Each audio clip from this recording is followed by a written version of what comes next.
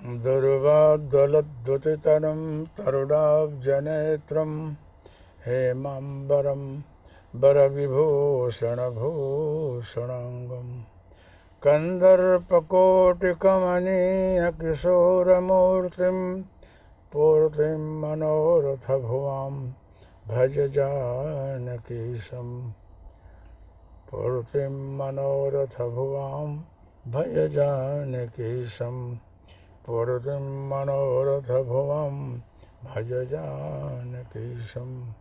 सद्गुरुवे नमः। मर्यादा पुरुषोत्तम प्रभु रामचंद्र जी शेवरी को नवधा भक्ति सुना रहे हैं। वो परमात्मा किस प्रकार से शेवरी को सुनाए होंगे, शेवरी किस प्रकार से ग्रहण करी होगी। गोस्वामी तुलसीदास जी ने अपने अंदर से किस भाव से व्यक्त किए हैं, सब समझना तो बहुत मुश्किल है, लेकिन जितना अपने को समझ में आवे उतना समझने की कोशिश करनी चाहिए और जीवन में उतारना चाहिए। यह बहुत गूढ़ रहस्य है। पहले ही प्रभु ने शेवरी को कहा है कि शेवरी, इस भक्ति को सुनना और उसको मन रूपी तिजोरी में, पेटी में रखना, जैसे कि ये अमूल्य वस्तु कहीं चला ना जाए, इसकी अमूल्यता की खबर रहे और तेरे जीवन में ये हमेशा काम में आवे, ऐसी जगह रखने को कहता हूँ। क्योंकि मन बड़ा ही चंचल है। चंचल मन के अंदर और चित्त के अंदर ये भक्ति बैठ जाए तो उस व्यक्ति का कल्याण हो जाता है। मैंने सुनाया रहा कि श्री राम जय राम, जय जय जय राम, श्री राम जय राम, जय जय राम। प्रथम भगति संतन कर संगा, दूजै रति मम कथा प्रसंगा, दूजै रति मम कथा प्रसंगा। दूसरी भक्ति जो है मेरे कथा के प्रसंग में रति होना। प्रभु ने एक शब्द में कह डाला है, लेकिन कितना गूढ़ रहस्य है। दूजै रति मम कथा प्रसंगा। दूसरी भक्ति है मेरे में खूब भाव भक्ति होना। रति का मतलब बहुत अनन्य भाव, अनन्य प्रेम, खूब रुचि, अंदर से खूब प्यारा लगे, मेरे में खूब रति हो और मेरे कथा प्रसंग में भी खूब रुचि हो और रति हो। दूजै रति मम कथा प्रसंगा। मेरे में अनन्य भक्ति लाने के लिए मतलब भगवान बोलते हैं कि मेरे में भक्तों की दृढ़ आस्था रहे, भक्ति रहे, स्थिरता रहे, इसके लिए कथा और प्रसंग सुनना बहुत ज़रूरी है। और सुन करके उसमें खूब रति होनी। जब तक आप तन्मय हो करके अनन्य भाव से नहीं सुनेंगे तब तक वो समझ में नहीं आएगा। बड़ा कठिन है ये।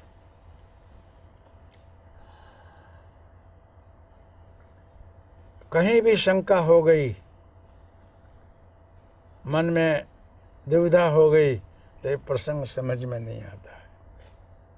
पहले तो किसी संत की संगति में, वो संत में आपकी श्रद्धा हो गई, दृढ़ता हो गई, विश्वास हो गया हो, तो उनके कहे हुए प्रसंग में खूब रुचि से सुनना, वही मन लगाए रखना। हाँ, प्रश्न करो जिज्ञासा के लिए, जानने के लिए, लेकिन शंका मत रखो। प्रभु कह रहे हैं कि मर्यादा पुरुषोत्तम भगवान रामचंद्र विष्णु का अवतार हैं। वो समय समय पर अवतरित होकर के इस जगत के बोझ को, भार को हल्का करते हैं। वो अवतरित हुए इस भूमंडल पर और अनेकों जन्मों के जीवात्माओं के प्रारब्धानुसार, संकेतानुसार, प्रसंगोपात जहाँ जहाँ जिन जिन लोगों ने जैसा जैसा शरीर ग्रहण किया है, आज जिसके पूर्वापर प्रारब्ध भोग में जो जो निमित्त बनने को है, जो जो कथा प्रसंग है, जिस प्रकार से प्रभु को अपना इस भूमंडल पर काम करना है, उसके अनुरूप हर जगह उन्होंने लीला किया है। भगवान रामचंद्र जी एक बार लंका में रावण से, मेघनाद से युद्ध कर रहे हैं। युद्ध में मेघनाद ने प्रभु राम को और लक्ष्मण को नागपाश से बांध दिया है।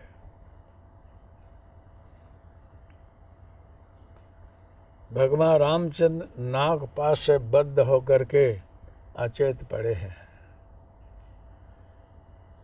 इस प्रसंग में जामुन, सुग्रीव आदि सभी लोग बहुत चिंतित हैं, अपने अपने प्रयास को कर रहे हैं।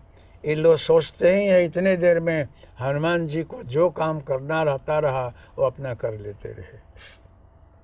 वो पहुंच गए गरुड़ जी के पास, वहाँ जाकर के सुना रहे हैं कि भगवान का अवतार हो चुका है, विष्णु साक्षात राम बन कर पधारे हुए हैं और उनको मेघनाद ने गरुड़ पास में बांध दिया है। तो आप पधारें और उस बंधन को तोड़ें, क्योंकि नागपाश का बंधन आप ही तोड़ सकते हैं।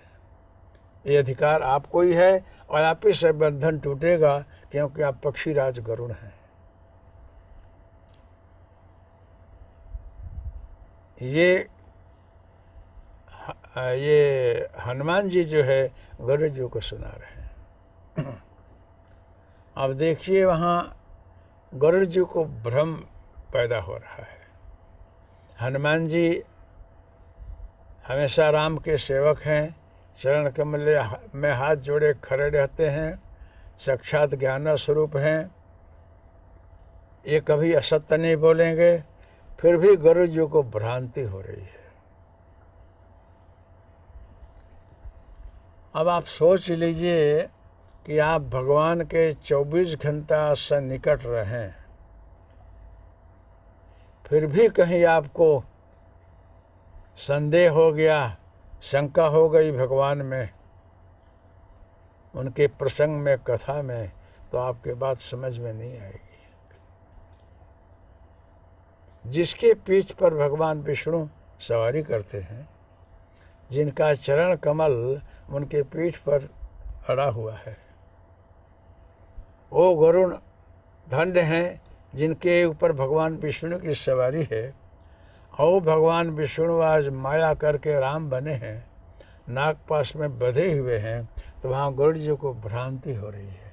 बोलते हैं कि मन में विचार कर रहे हैं कि जो विष्णु है, 3 लोक का मालिक है, सारे जगत का बंधन तोड़ने वाला है, वो बंधन में क्यों आवे,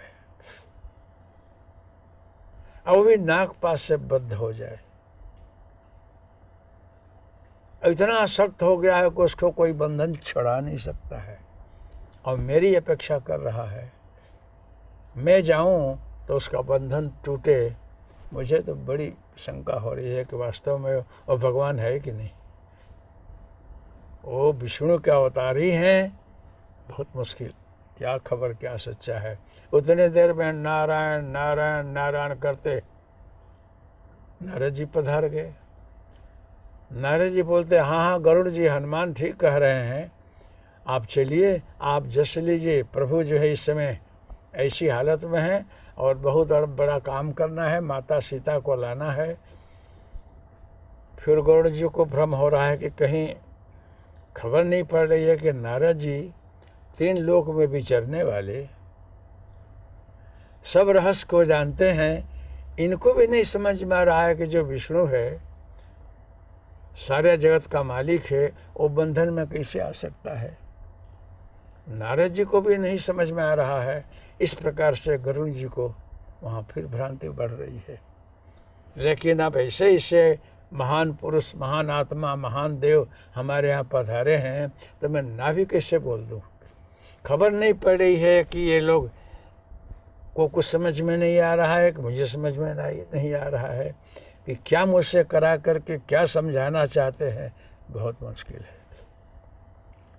मम माया दुरत्यया, भगवान विष्णु कहते हैं कि मेरी माया बड़ी दुस्तर है, कब किसको मोह में डाल दे कहना मुश्किल है। जिसको अहंकार आया, मेरे चरण में, मेरी भक्ति में दुविधा हुई, शंका हुई, वहाँ उसको समझ में नहीं आता है।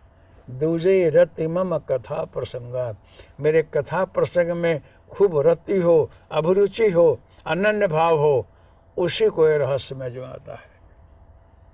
तो वो भक्त जो है धन्य है, जिसको मेरी कथा प्रसंग में शंका न हो। मम, और मेरे ऊपर ही कथा हो रही है, और उस कथा तभी समझ में आएगा जब उस सारे प्रसंग को सुनोगे।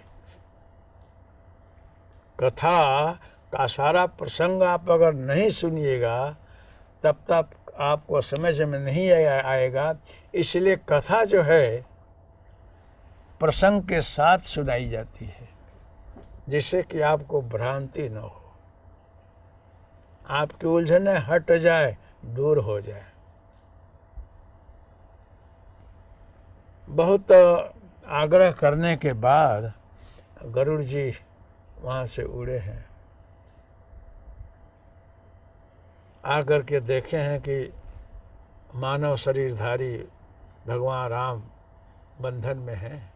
देख करके उनको बड़ी दया आ रही है कि प्रभु आप साक्षात विष्णु हैं, आज इस तरह से पड़े हैं। समझ में नहीं आ रहा है, मैं बंधन तो तोड़ रहा हूँ, लेकिन मुझे बड़ी शंका हो रही है कि आप वही हैं कि नहीं। वहाँ गरुड़ जी जाकर के बंधन तोड़े हैं, सांप को खा गए हैं, राम बंधन से मुक्त हो गए हैं, उड़ करके गए हैं। तब से उनको भारी उलझन हुई कि यह है क्या, क्या सही है ये। वास्तव में भगवान विष्णु आ गए हैं और मानव शरीर में हैं, इस प्रकार से अशक्त हैं, उनके अंदर कोई शक्ति नहीं है कि अपने बंधन से मुक्त कर अपने को हो सके। इस प्रकार से मन में सोचते विचारते गरुड़ जी जा रहे हैं और रास्ते में भगवान शंकर मिले हैं, भगवान शिव मिले हैं। शिव मिले हैं तो गरुड़ जी ने उनको नमस्कार किया है। नमस्कार करके और दादा से कुछ पूछा है, यही बात कि आपको खबर है कि विष्णु राम बन करके आ गए हैं।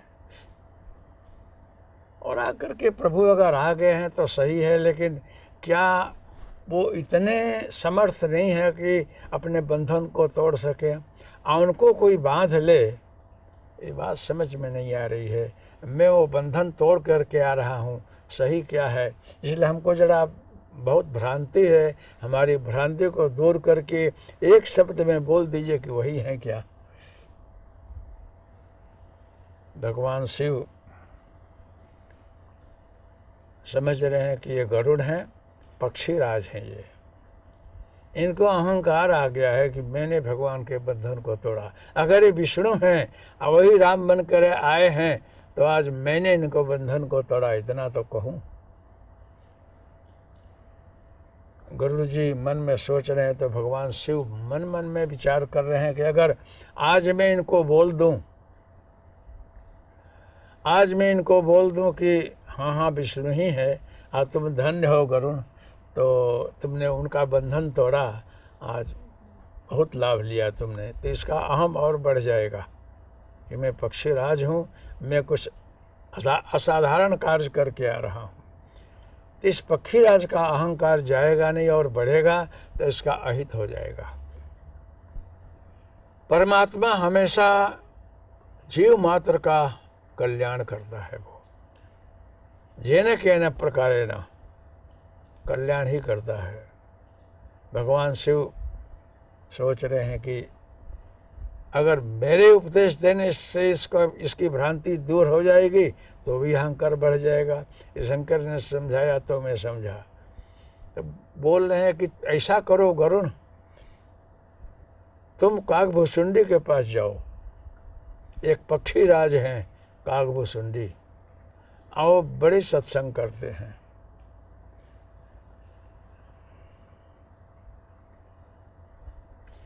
मिलहो गरुण मारग मह मोहि, कवन भांति समझावहु तोहि। तबहि होई सब संशय भंगा, जब बहुकाल करिय सत्संगा। ऐ गरुण, तुम रास्ते में मुझे मिले हो, इस रास्ते में मैं कैसे समझा दूं? मैं भी आकाश गमन करके जा रहा हूँ, तुम भी उड़ते हुए जा रहे हो। इतने थोड़े समय में मैं कैसे तेरे संशय को दूर कर दूं? तो तुम जो है बहुत काल तक सत्संग करोगे तो ये भ्रांति जाएगी, क्योंकि मैं अगर समझा भी दूं तो भी दूर नहीं होगा। दूसरी बात, पक्षियों के राजा गरुड़ हैं। ये अगर कागड़े के पास, काक के पास जाकर बोध लेंगे, इनका भ्रम दूर होगा तो इनका संशय भी चला जाएगा। क्योंकि इतने बड़े गरुड़ पक्षी आए काक पक्षी के पास जाकर सत्संग कर रहे हैं और वहाँ इनकी भ्रांति दूर हो गई तो इनका अहंकार चला जाएगा। इनको ऐसा न लगे कि सब कुछ शक्तिशाली, सब कुछ ज्ञाता मैं ही हूँ। ये समझ करके भगवान शिव ने गरुड़ को जो है काकभुसुंडी के पास भेजा है। मम कथा प्रसंगा, मेरे कथा और प्रसंग में जब तक अभिरुचि खूब न हो, रति खूब न हो, तब तक ये समझ में नहीं आता है। क्यों? कि नारद जी ने भी इनको बताया, हनुमान जी ने बताया, तो भी भ्रांति गई नहीं। तो इस सारे प्रसंग को कैसे भगवान आए, क्यों मानव शरीर ग्रहण किए और क्यों अब बंधन में आए हैं, जब तक कि सारा प्रसंग नहीं जानेंगे तब तक इनकी भ्रांति नहीं जाएगी। रति मम कथा प्रसंगा, मेरे कथा और प्रसंग में रति न हो, बिल्कुल मन की तन्मयता न हो, जानने की जिज्ञासा न हो कि अब क्या हुआ, अब क्या होगा, कैसे हुआ, क्या हुआ। जब तन्मय होकर तुम ये सुनोगे, खूब तेरी रुचि होगी, तभी संशय दूर होगा। इसीलिए ये दूसरी मेरी भक्ति जो है ये बहुत अच्छी है। ये कथा के प्रसंग में अभिरुचि रखना। इसी प्रकार से भगवान शिव आकाश गमन करते हुए सती को साथ लेकर आए हैं।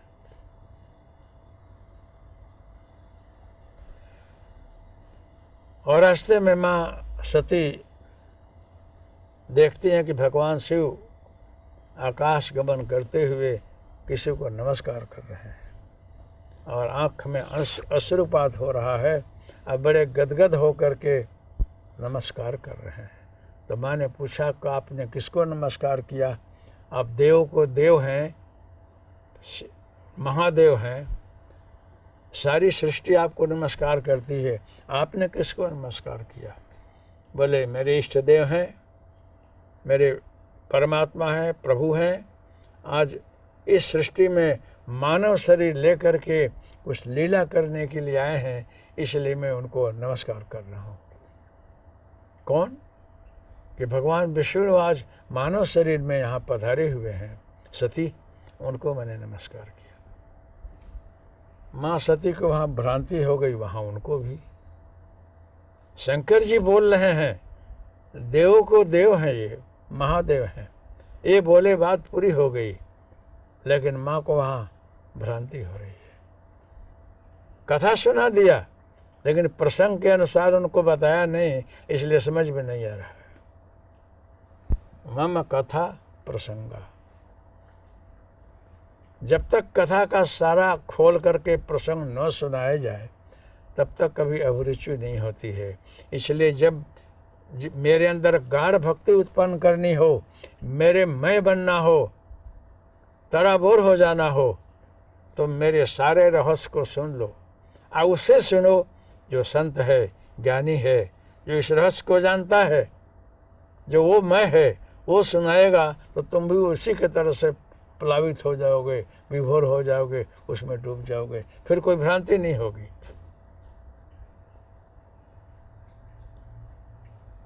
माँ सती विचार कर रही हैं कि जो भगवान विष्णु हैं, और खुद राम बन के आए हैं, और सर्वसमर्थ सर्वशक्तिमान जो परमात्मा है, उसके नारी का कोई हरण कर ले।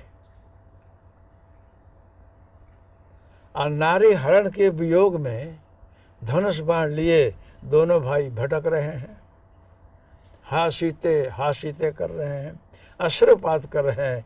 नारी के वियोग में इतना रोना, और ये साधारण मानवी की तरह से, निर्बल के तरह से रोते हुए चलना, और सबसे पूछना कि किसी ने सीता को देखा है। मुझे समझ में नहीं आ रहा है कि भगवान विष्णु ही राम बन के आए हैं। एक ऐसा कैसा राम, ऐसा कैसा परमात्मा। भगवान शिव को ख्याल आ रहा है कि सती के मन में भ्रांति हो रही है। अब मैं बार बार समझा रहा हूँ कि सती और विष्णु ही हैं, कुछ लीला करने के लिए आए हैं। बता दिया मैंने, सती ने जान लिया है, वहाँ स्वीकार नहीं रही है, क्योंकि इतना समय नहीं है कि रास्ते में चलते हुए मैं सारी बातें उनको समझाऊं।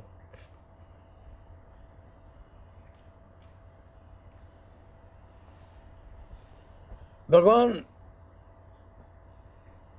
देखा कि सती को भ्रांति हो गई है, और अब ये मानेगी नहीं, तो बोलती है कि आपकी अगर आज्ञा हो तो मैं जरा परीक्षा लेकर के देखूं। भगवान शिव ने बोला है कि अगर तुमको भ्रम है, नहीं समझ में आ रहा है देवी, तो जाओ परीक्षा कर लो। भगवान शिव ने समझ लिया कि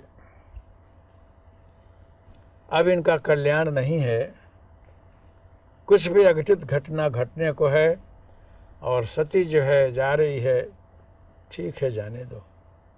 देखो प्रभु की माया बड़ी कठिन है। सुई जानह जे हृदय जनाई, आजानत तुम्हें तमई हो जाई। इतनी प्रबल अघटित माया इनकी है कि कोई भी इसमें भ्रम में पड़ जाए। आदि शक्ति जगदम्बा, जगत जननी, जो भगवान शिव के साथ में है, उनको भ्रांति हो जाती है। क्यों होती है? कि महादेव की बात नहीं मान रही है। वहाँ बुद्धि है, बुद्धि तर्क कर रही है, चित्त चंचल हो गया है, और तर्क के अंदर परमात्मा नहीं है। परमात्मा अनुभूति में है, मौन में है, स्वीकार में है। बोल दिया समझ लो। ऐसे महापुरुष जो भगवान शिव हैं, वो बोल रहे हैं, फिर भी श्रद्धा नहीं हो रही है। माँ सती वहाँ परीक्षा लेने जा रही है, और आगे जाकर के सीता बन करके बैठ गई। राम लक्ष्मण आ रहे हैं, माँ देख रहे कि मैं माँ सीता बने बैठी हूँ, देखे बोले क्या करते हैं। प्रभु आए, आकर के देखा बैठी हुए, नमस्कार किया कि माँ आप अकेली यहाँ हो, भगवान शिव कहाँ हैं।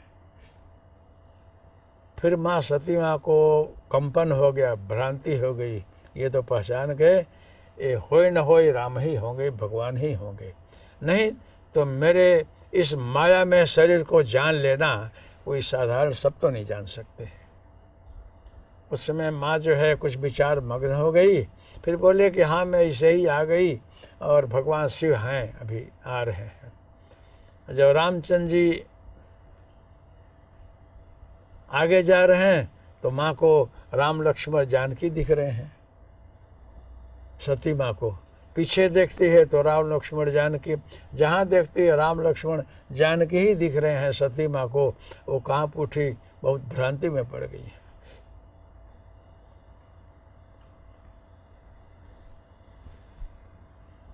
बिनु सतसंगन हरि कथा, ये भ्रांति मम कथा प्रसंगा, जब तक मेरे सारे प्रसंग कोई जान ल ले, मेरे रहस्य को, मेरी लीला को, मेरी माया के विषय में उसको संपूर्ण बोध न हो जाए, तब तक किसी को ज्ञान नहीं होता है। बिनु सतसंग न हरि कथा, तही बिनु मोह न भाग, उसके बिना मोह जाता नहीं है। जब तक मेरा सत्संग, मेरी कथा, सत्संग और कथा प्रसंग के साथ कोई न सुन ले, तब तक उसका मोह जाता नहीं है। मोह गए बिनु राम मैं, मोह गए बिनु राम पद, होई न दृढ़ अनुराग। जब तक मोह न जाए तब तक प्रभु के पद में दृढ़ अनुराग नहीं होता है, दृढ़ प्रेम नहीं होता है, स्थिरता नहीं आती है।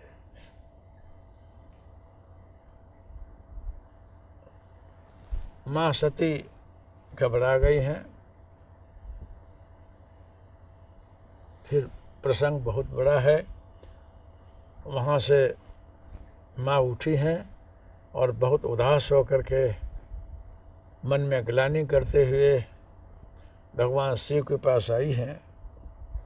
भगवान शिव समझ तो गए हैं कि सती की क्या हालत है, और ये हमारी धर्मपत्नी सती आज सीता बनकर बैठी हैं, तो अब मेरी धर्मपत्नी नहीं रही है।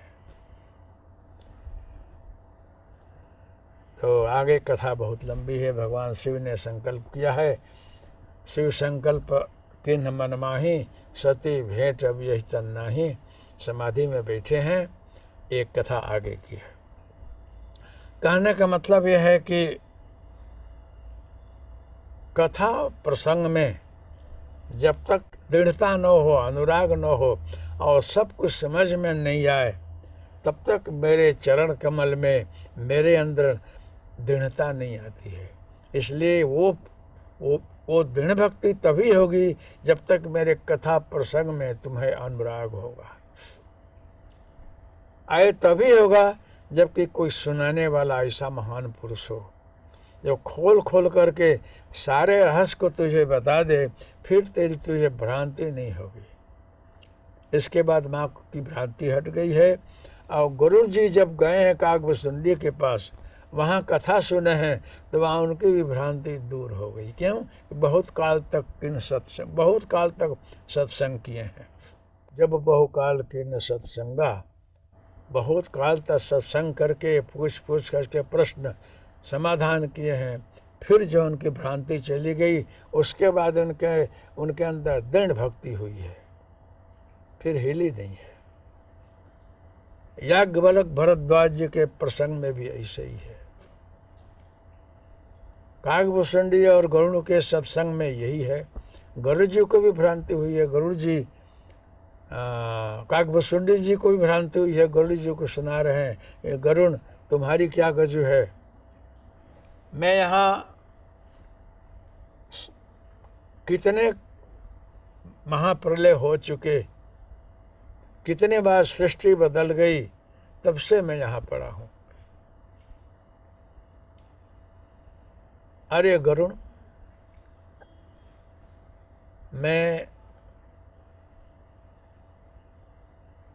मेरे को वशिष्ठ जी प्रश्न पूछे, मैंने जवाब दिया है कि 12 बार वशिष्ठ बदल गए, 12 बार राम का अवतार हुआ, 12 वक्त रावण आया, आज तुम गरुड़ 12 वक्त यहाँ आए, तब से मैं यहाँ हूँ। मेरे इससे व्यक्ति को भी भ्रांति हो गई रही। जब राम जी आए हैं तो मैंने सुना कि प्रभु राम के स्वरूप में आए हैं, भगवान विष्णु मेरे प्रभु। तो मैं उनके पास गया रहा तो वहाँ मुझे भी भ्रांति हो गई, ये राम ही है क्या। माँ साधारण बालक के तरह से खेल रहे हैं, दौड़ रहे हैं, कभी पढ़ कर के रोते हैं, कभी रोटी और मक्खन खाते हैं, ऐसे दौड़ते हैं, मुझे भ्रांति हो गई। तो मैं उनके पास रहता रहा, जो पड़ जाए खाता रहा, और कुछ हमको शंका हो गई तो प्रभु ने हंसा, हंसते ही मैं उनके पेट में आ गया और अनेकों जन्मों, कितने कल्पों तक फिरता रहा। और जहाँ जहाँ जिस जिस लोक में गया वहाँ वहाँ अनेकों ब्रह्मा, अनेकों शिव, अनेकों देवी देवता, इंद्र देखा, लेकिन राम सब जगह एक ही देखा। ये ध्यान देना आप लोग, ये बड़ा रहस्य है। अनेकों ब्रह्मांड प्रभु के उदर में कहा कि भुसुंडी जी ने देखा है। अगर आजकल के वैज्ञानिक लोग कुछ अपने रीत से विचार सकते हैं, लेकिन इसमें वही बोल रहा हूँ कि भ्रांति मत लाना। यथा पिंडे तथा ब्रह्मांडे, जो कुछ ब्रह्मांड में अनंत कोटि ब्रह्मांड है, अनेकों सृष्टियाँ हैं, और सब तुम्हारे अंदर है। ये सृष्टि की रचना ऐसी विचित्र है कि तुम्हारे शरीर में सारा ब्रह्मांड बैठा हुआ है। एक पक्षी के अंदर अजबो खजबो लाखों पक्षी हैं। एक मानव के अंदर अजबो खजबो, जो सारा ब्रह्मांड भी में न हो इतना मानव तुम्हारे शरीर में है, क्योंकि वो तत्व है तुम्हारे अंदर, उसमें चाहो इतना उत्पन्न कर सकते हो। सारा ब्रह्मांड तुम्हारे अंदर है। भगवान के मुख में प्रवेश का मतलब कि तुम अंतर्मुख हो जाओ, अंदर जाओ तो तुमको सब दिखाई पड़ेगा। काकभूषुंडी जी मुख के अंदर वर्णन कर रहे हैं, गया हूँ तो सारा ब्रह्मांड देख रहा हूँ। अंतर्मुख हो गए, बहि दृष्टि मिट गई, अंतर्दृष्टि खुली, स्व में स्थित हुआ, अंतर्मुख हुआ तो सारा ब्रह्मांड दिख रहा है। हर जगह राम वही है, एक ही है। और जब प्रभु थोड़ी देर में हंसे तो मैं बाहर आया, तो फिर वही भगवान वही मैं। अये गरुण, ये प्रसंग मेरे सामने भी बहुत बार घटा है और बहुत सी घटनाएं हैं। मैं उड़ा हूँ, प्रभु हाथ ऐसे कर रहे हैं और मैं भाग रहा हूँ, ये सब कहानियां हैं। 2 अंगुल दूर रहता हूँ, 2 अंगुल दूरी में जितने बार उड़ा, जितनी कला बताया, 7 कला आती है कागड़े की, 7 प्रकार से मैं उड़ा, हर जगह मेरे को ऐसा हाथ दिखता रहा। उसके बाद मैं मुख में गया हूँ, ये सब सारी कहानी है। देखो ये बड़ा गहन है। ये भागवत में भी यही कथा आती है कि जब माँ कृष्ण को बांध रही है तो 2 अंगुल कमती हो रही है रस्सी। राम कृष्ण को बांधने में 2 ही अंगुल रस्सी छोटी हो जाती है, बड़ी बड़ी रस्सियाँ लाती हैं फिर भी। भगवान राम जब गरुड़ जी के काकभूषुंडी के पीछे दौड़ रहे हैं तो 2 अंगुल ही दूर रह जाते हैं। मतलब जहाँ द्वैत है, द्वंद्व है, वहाँ भगवान पकड़ में नहीं आता है। वो साकार निराकार से पर है, द्वंद्वातीत है। वो सुख दुख हानि लाभ मेरा तेरा, साकार निराकार, इस सबसे पर है वो। तुम्हारे अंदर जब तक दुविधा है, भ्रांति है, तब तक वो समझ में नहीं आएगा। तब मेरे अंदर इतनी शंका रही, भ्रांति रही कि मैं कैसे प्रभु को समझ सकूं। तो 2 अंगुल का यही है कि इस द्वैत को हटा दोगे फिर वो समझ में आएगा। मतलब ये सब कुछ हटा करके जब अनन्य शरणागत हो जाओगे, हाथ जोड़ करके, जो महापुरुष, जो भी संत, जो भी गुरु, जो महान आत्मा जो कथा कर रहे हैं, उसको प्रेम से सुनो। और जब तुम्हारी गाढ़ श्रद्धा होगी, तुम्हारी अनन्य भक्ति होगी, तुम्हारी शरणागति होगी तो कदाच कथा वाचक जो कथा कर रहा है उससे ज़्यादा तेरे को समझ में आएगा, क्योंकि ये बड़ी अमूल्य वस्तु है। वो जगह ढूंढ लेते कि किसके अंदर मैं समाऊं, किसके घर में मैं वास करूं, किसको अपना लूं। ये कथा जो है, भक्ति जो है, ये भगवान का मूल स्वरूप है। वो साक्षात परम परमात्मा है। भक्ति ही प्रेम है।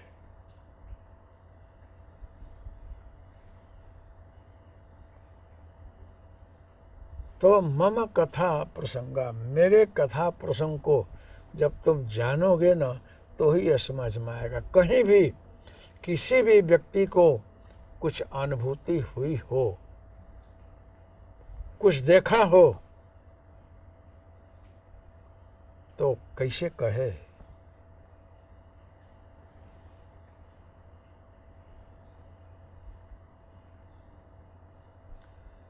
एक जगह है कहानी होती है, सुना होता तो अकथ कहानी। कहानी जो है वो कभी सारी वस्तु को सुना नहीं सकती है। अगर कहानी सुनाने वाला सब वस्तु को इकट्ठा करके सुनाने जाए तो शायद इकट्ठा न हो, क्योंकि शब्द से पर है वो। उसके लिए शब्द जो है वो छोटा पड़ता है, शब्द में वो बद्ध नहीं होता है। अगर कोई वक्ता प्रेम से उसको सुनाने जाए तो सामने वाला को समझना मुश्किल है, क्योंकि आत्मा परमात्मा, जड़ और चेतन, साकार निराकार, सबसे पद जो परम ब्रह्म है उसको मैं तुझे सुना रहा हूँ, और उसके लिए कोई शब्द ही नहीं है।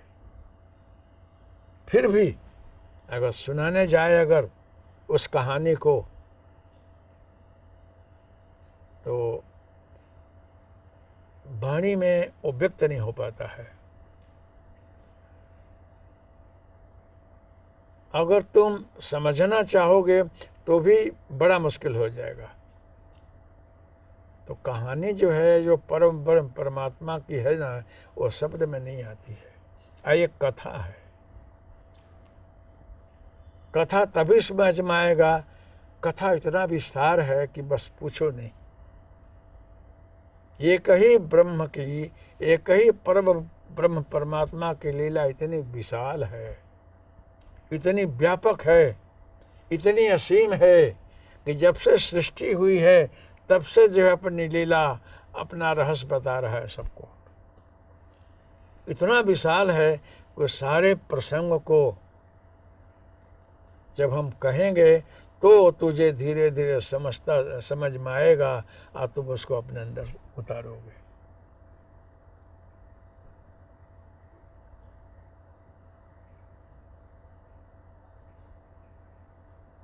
कैसे इसको मैं कहूँ। और कथा जो है उसको प्रसंग में सुना करके आपको उतारा जाता है। तो वहाँ प्रभु बोल रहे हैं कि मम कथा, मेरे कथा में अभिरुचि हो। अभिरुचि शब्द जो है मतलब बहुत प्रेमाल है, बहुत कोमल है, इतना प्यारा है कि बस वो हृदय में समाये रहता है। वो बहुत रुचिकर होता है। कथा दूजे रति मम कथा प्रसंग। मुझे एक प्रसंग याद ही आ गया इसी प्रसंग में। कागज भूषुंडी जी ने कहा है गरुड़ जी से कि ये गरुड़ जी, मैं ब्राह्मणेतर कुल में जन्म लेकर के शिव मंदिर में जप कर रहा हूँ। मेरे गुरु ने मुझे उपदेश दिया, दीक्षा दी, मैं भजन कर रहा था। गुरुदेव खूब करुणा किया, दया किया और मुझे रास्ता बताया। मैं बहुत आगे बढ़ गया रहा, खूब भजन कर रहा था। और मैं गुरु जी का अपमान कर रहा हूँ। मैं उनसे ज़्यादा आगे बढ़ गया हूँ, मैं कुछ हूँ ऐसा दर्शा रहा हूँ। गुरु जी आए हैं तो मैं कभी नमस्कार भी नहीं किया। इस पर भी गुरुदेव बहुत खुश हैं, कुछ बोल नहीं रहे हैं। भगवान शिव ने श्राप मुझे दे दिया और गुरु जी मुझे श्रापित देख करके दुखी हो गए हैं, अश्रुपात हो रहा है, घबरा गए हैं। और महादेव को प्रसन्न किया है गुरुदेव ने कि हे प्रभु, मेरा शिष्य है, इस पर करुणा करे, दया करे। ये मुझे अपमान किया, मेरे को नमस्कार नहीं किया, इसका दुख मुझे नहीं है, तो आपने क्यों श्राप दे दिया? आप करुणा करे, दया करे, अपने श्राप को पाछे ले। भगवान शिव ने बोला कि मैं सृष्टि की व्यवस्था में एक देव हूँ,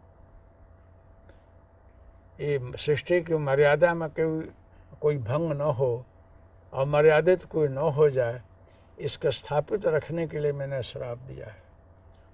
गुरुदेव जो है शंकर को खुश करके मुझे फिर आशीर्वाद दिलाया। थोड़े में ही काकभूषुंडी जी गरुण जी की गुरु कृपा सुनाया। एक सूल मोहि बिसर न काऊ, आ गुरु कर कोमल शील स्वभाव। ये प्रसंग मुझे याद ही आ रहा है कि दत्तात्रेय महाराज मुझे मिले। मुझे याद आ गया कि उस समय मैं 9 बजे कभी 8 बजे शाम को घेन चढ़े, नशा चढ़े, सो जाऊं, शायद ध्यान होगा, अर्ध जागृत में रहूं, कोई सिद्ध संत भी आए रहे और बोले कि महाराज उठो, सदगुरु आए हुए हैं, कुर्सी पर बैठे हैं।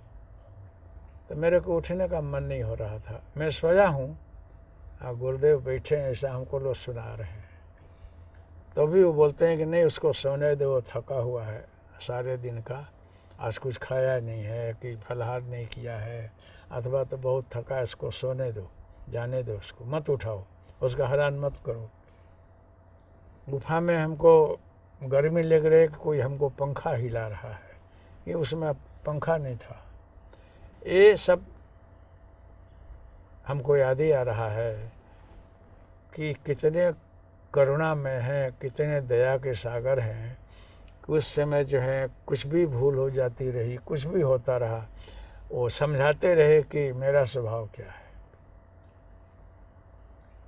गुरु की करुणा और दया, इसका कोई पार नहीं है। मिलने के बाद जो जो उपदेश दिया है, जो समझाए हैं, जैसे इनकी करुणा और कृपा है, कभी कोई वस्तु भूल जाती रही, जो कुछ बोलते रहे नहीं समझ में आता रहा, कि लेट गो हो जाता रहा, तो भी हमारे पर करुणा, मतलब शायद एक घटना सब उपस्थित करा करके सदगुरु ने अपना स्वभाव बताया हो कि गुरु का स्वभाव कैसा होता है, कितना क्षमाशील होता है, करुणा में होता है, कितने दयालु होते हैं, ये कहना बहुत मुश्किल है। संत स्वरूप में है दत्तात्रेय महाराज। अगर कोई संत है, उनको बंधन है, चाहे किसी भी भेख में हो, और चाहे भगवे कपड़े में हो, सफ़ेद वस्त्र में हो, दाढ़ी जटा हो, माला हो, अथवा नौह भी हो, उनको बंधन है। संत बनना बहुत मुश्किल है। प्रभु ने कहा है, भगवान ने, कि सुन मुनि संतन के गुण कहूँ, जाते मैं उनके बस रहूँ। मैं संत के अधीन हूँ, उनके अंदर जो सामर्थ्य है, शक्ति है, क्षमा है, दया है, उसकी कोई सीमा नहीं है। ऐसे संत को बंधन है। संत किसी भी भेख में, किसी भी देश में, कहीं भी हो सकता है। वो सूट बूट टाई बनकर भी संत है, भगवे कपड़े में भी संत है, और दाढ़ी जटा में भी संत है। इन सब रूपों में भी कभी वंचक भी हो सकता है, किसी को बेवकूफ़ भी बना सकता है। इसलिए कभी भी किसी को बनाना हो तो कोई छद में भेष लेकर मत बनाना। मैं बहुत समय पहले एक हाथ में पुस्तक आई तो उसमें पढ़ा रहा, बड़ा कोई कहीं भी कोई अच्छी वस्तु हो ले लेना चाहिए। बाबा भारती की कहानी पढ़ा, गुलेरी जी ने लिखा रहा कि कोई डाकू जो है और रास्ते में बैठा और बाबा भारती का घोड़ा बहुत अच्छा है, दर्शनीय है, लेकिन बाबा भारती बड़े शक्तिशाली हैं, योद्धा हैं, उनसे एकाएक घोड़ा ले लेना भी बहुत मुश्किल है। तो डाकू जो है भिखारी बन कर के रोड में बैठा। बाबा भारती सुबह घोड़े पर चढ़कर आ रहे थे। अब बोला कि बाबा मेरे चला नहीं जाता है, ज़रा घोड़े पर आश्रय दे दो।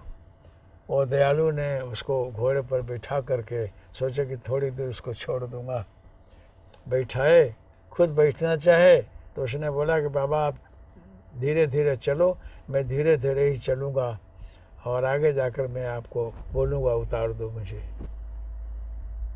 वो बैठा, बाद में लगाम को झोंट लिया और कड़क होकर के घोड़े को हाँक लिया। बोला कि मैं डाकू हूँ, आपके घोड़े को लेने के लिए ही मैंने ये भेख अपनाया। बाबा अब नमस्कार है, जाना। बाबा बोले कि ठहर जा, सुन ले, कि मेरी बात तो सुन ले। कहे कि आप कुछ करोगे तो नहीं, नहीं कुछ नहीं, उपदेश दे रहा हूँ। अब कहीं भी कुछ किसी से ले लेना हो, कुछ तेरी अपेक्षा हो, तो कभी भिखारी बन करके इस भेष में मत करना, नहीं तो आजकल भविष्य में कोई भिखारी को मानेगा नहीं, उस पर कोई विश्वास नहीं करेगा, करुणा नहीं करेगा, दया नहीं करेगा, भिखारी दुखी हो जाएंगे। तेरे को घोड़ा लेना रहा तो डाकू बन कर लेता तो तेरी बहादुरी रही, लेकिन भिखारी बन करके लिया। ये भविष्य में कभी ऐसा मत करना, ये तूने बहुत भूल किया है, ले जा घोड़ा। वो डाकू जा रहा है और रास्ते में सोच रहा है कि मैंने ये घोड़ा किस प्रकार से लिया, किस प्रकार से बाबा से घोड़ा मैंने झोंट लिया। विचार करते करते वो डाकू जो है नीचे उतर गया है, कहीं खिला में घोड़ा को बांधा है, वहीं अपना आंसू सारा है और बाबा को नमस्कार किया है कि बाबा आपको घोड़ा वापस ले जाना, मैंने बड़ी भूल की और आपके शब्द मेरे हृदय में बैठे हुए हैं। मतलब क्या है कि आपको चोरी करनी हो तो अपने इस भेख में चोरी करो, डाका मारना तो जिस भेख में हो डाका मारो, लेकिन साधु सन्यासी किसी ऐसे भेष में बन करके भूल मत करो जहाँ कि अच्छे कोई ऐसे लोग हैं उनकी भी कदर घट जाए, दुनिया उसको भी न माने। संत का भेष बड़ा पवित्र भेष है, उसको पहचानना बहुत मुश्किल है। मैंने गिरनार में जो कुछ अनुभव किया है, देखा है, वो मेरे हृदय में बैठा हुआ है। मैं अपने को संत नहीं कहता हूँ, लेकिन संत का दास बन कर के रहता हूँ, उनके चरण में बैठा हुआ हूँ। चाहे गोरखनाथ जी हो, मसेंद्रनाथ जी हों, अन्य भी संत हैं वहाँ बहुत से, अनेक नामधारी। सदगुरु परमात्मा दत्त हैं, मैं उनके चरण में रह करके जो कुछ अनुभव किया हूँ उसे बहुत गदगद हो जाता हूँ। बहुत रहस्य है ये, अगर लगे रहोगे, संतों के चरण में गाढ़ श्रद्धा और भक्ति होगी तो आगे जा कर के तुम भी महान बन जाओगे।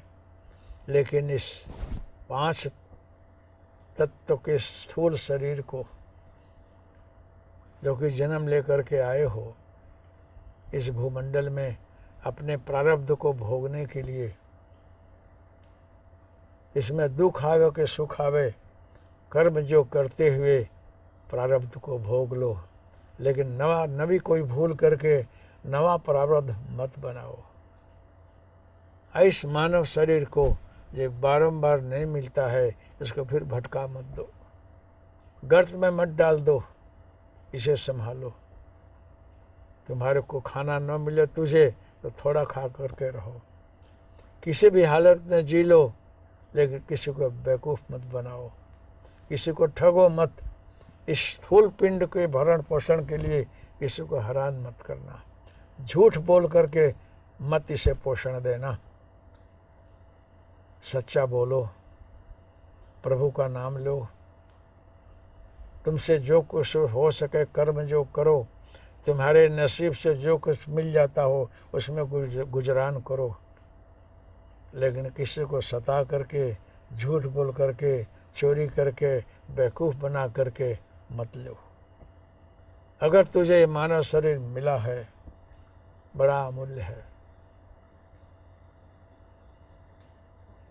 इसके पीछे लोकेशणा वित्तेषणा में पढ़ करके बहुत कुछ संचय करके और इसका प्रारब्ध बढ़ा करके कष्ट मत उठाओ। थोड़ा जीना है, थोड़े समय में यहाँ से तेरे को भी चला जाना है। तुम अमर रहने वाले नहीं हो। तुम्हारे जितने सगा कुटुंबी परिवार हैं कोई तेरे साथ में नहीं आएगा। शरीर छोड़ने के बाद किसी की कोई वेदना दुख सुख पूछता नहीं है, कहाँ चले जाता है खबर नहीं। पाप कर्म से द्रव्य संचय करके, संपत्ति संचय करके, पाप पुण्य इकट्ठा करके तुम अपना भविष्य मत बिगाड़ो। जरा सोचना, इस अमूल्य मानव शरीर को जो है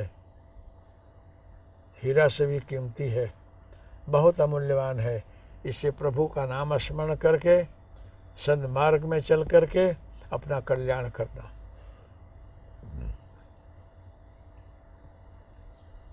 बहुत कठिन है ये मानव शरीर प्राप्त करना।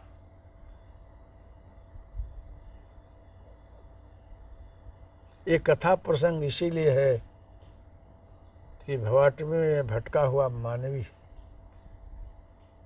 चेत जाए, सोते हुए से जग जाए, अयोग मार्ग में योग मार्ग में चलने लगे, अंधकार से प्रकाश में आवे, अज्ञान से ज्ञान में आवे, अपने जीवन को धन्य बना ले और प्रभुमय बन करके मस्ती में जिए। भगवान की माया को समझना बहुत कठिन है, बहुत कठिन है। इसलिए बोलता हूँ कि पहली भक्ति संत की संगति है। वो संत है जो परब्रह्म परमात्मा है, उसके अंत तक जो गया है, साक्षात परब्रह्म परमात्मा है, वही संत है।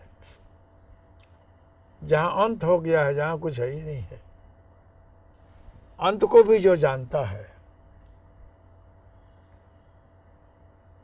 नारद हैं, जितने सप्तर्षि हैं, जो महान पुरुष हैं, वो संत बने हैं। संत बनना बहुत मुश्किल है। हमको कोई संत बोल दे, चलो कौन रोके उनको, लेकिन अपने को सोचना चाहिए कि मैं वहाँ हूँ कि नहीं। हमेशा प्रभु से प्रार्थना किया करो, अपने को वैसा बनाओ, हमेशा तन्मय रहो, वो मैं बन कर रहो। तो भगवान के कथा और प्रसंग को शास्त्रों में बाँचो, पुराणों में बाँचो, वेद का अध्ययन किया हो तो क्यों, नहीं किए हो तो कोई महापुरुष को सुनावे, तो प्रभु के चरण कमल में अनन्य श्रद्धा भक्ति तो रखो। श्रद्धा और भक्ति चरण कमल में तुम्हारी आएगी, अगर तुम्हारे अंदर आएगी चरण कमल की भक्ति, तो अपने आप कपाट खुलने लगेंगे, सब कुछ अपने आप समझ में आने लगेगा, कृपा बरसने लगेगी और तेरे को कुछ अनुभूतियाँ ऐसी होंगी कि जिससे तुम्हारी भक्ति बढ़ जाएगी।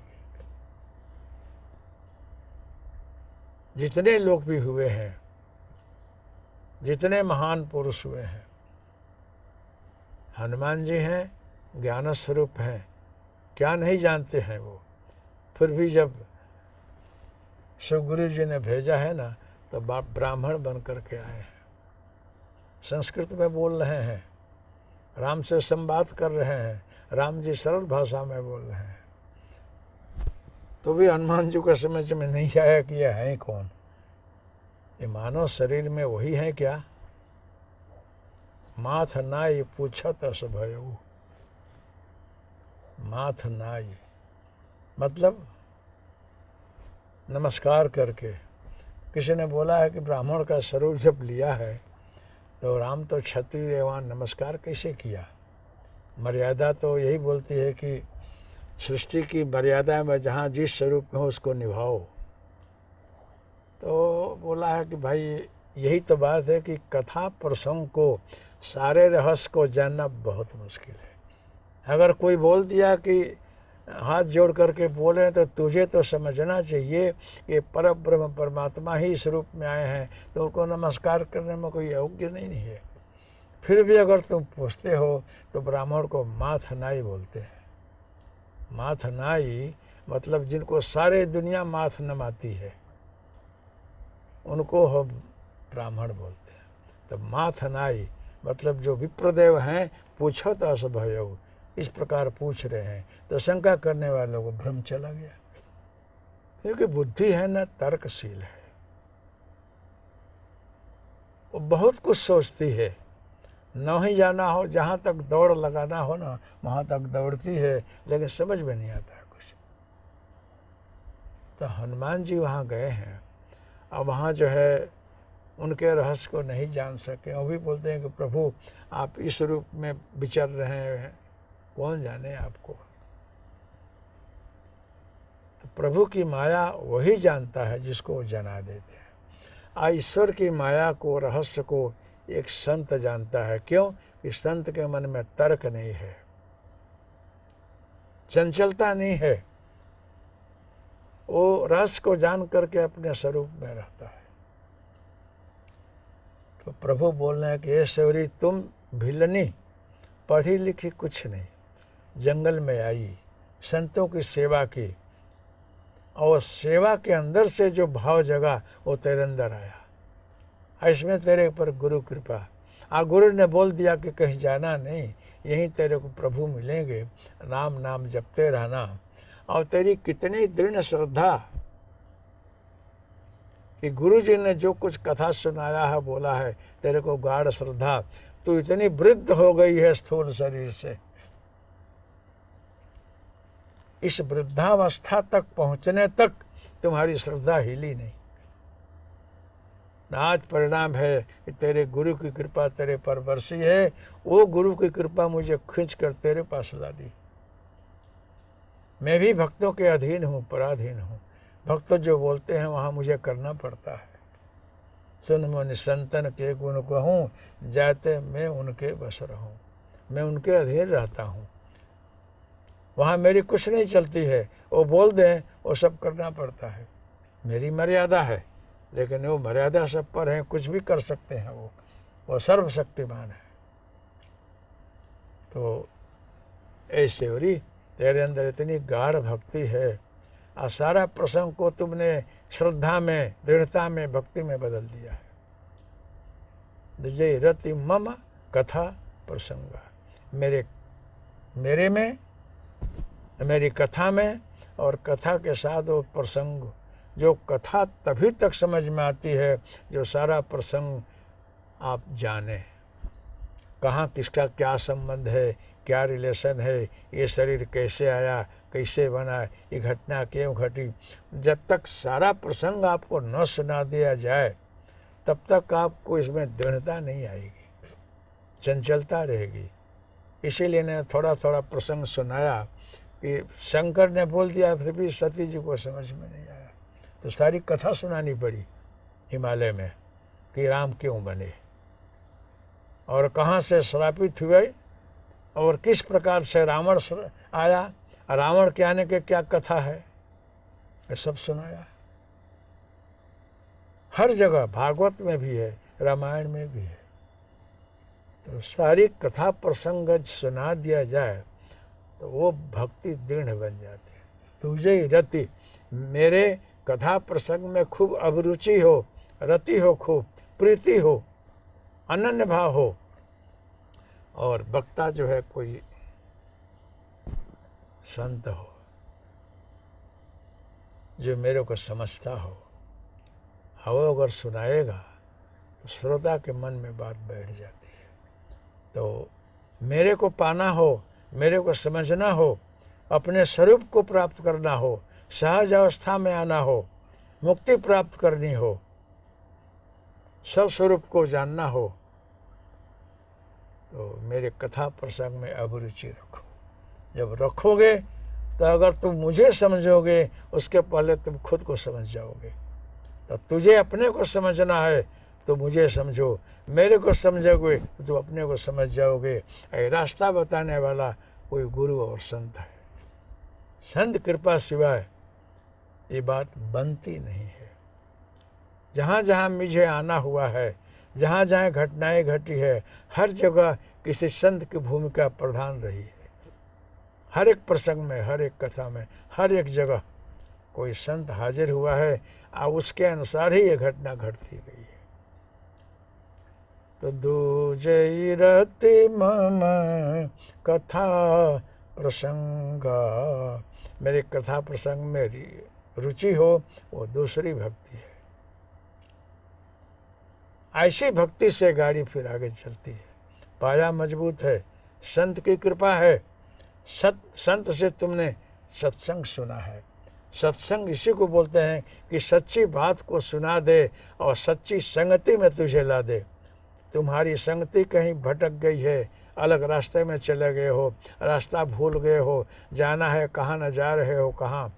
ये असंगति में पड़ा हुआ जी आत्मा जो है वो अपनी शुद्ध संगति में आवे, सत्संग करे, सत्य की संगति करे, हमेशा सत्य में जिए, सत्य का आधार ले, सत्य में चले। ये सारी सृष्टि सत्य पर टिकी हुई है।